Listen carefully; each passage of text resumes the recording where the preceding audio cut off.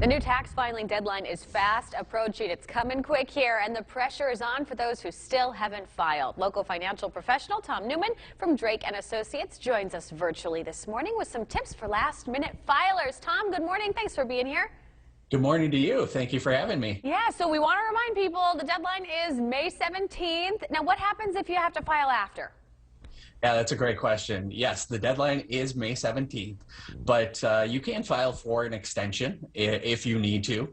That extension does go out to October 15th, but if you're in a position where you owe the government some money, you do need to get that in before May 17th. So you want to make sure that you work with your trusted tax professional just to make sure you're handling everything appropriately. For sure. Okay, and then would you recommend sending that in snail mail or e-file? Oh, I would always e-file. I think e-filing is the most appropriate and quickest way to get your return done. And then on top of that, if you are in a position to get a refund, electing to do direct deposit is always going to be the quickest way to receive your money as well. Okay, and now when it comes to taxes and then COVID-19 stimulus checks, a lot of people wondering, if you received that or should have received it, how does that tie in with our taxes? Yeah, and I've been getting this question daily. Basically, what it comes down to is the stimulus money is considered tax-free income.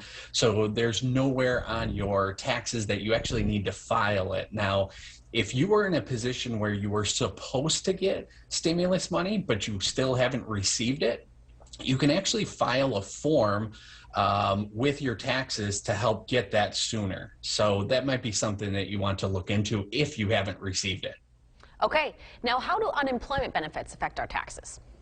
It's a great question as well. Unemployment, unfortunately, a lot of individuals became unemployed in 2020.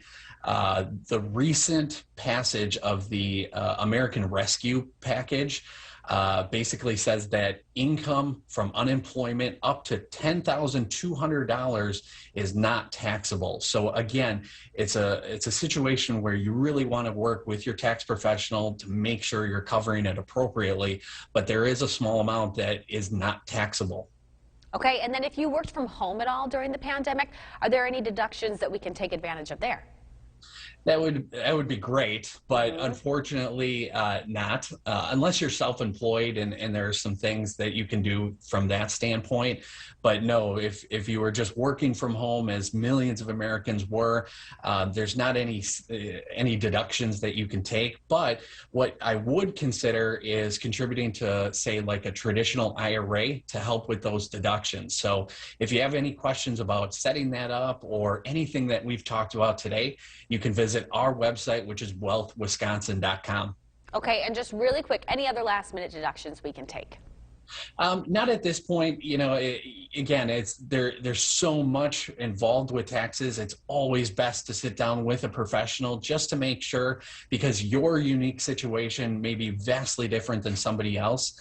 But there was a lot of deductions that were kind of put by the wayside, and the standard deduction tends to be the one that suits most individuals and families. Sure. Okay, Tom. And we do have more information on all of this on our website at cbs58.com. We thank you for your time and for sharing your knowledge with us this morning. My pleasure. Thank you. Thank you.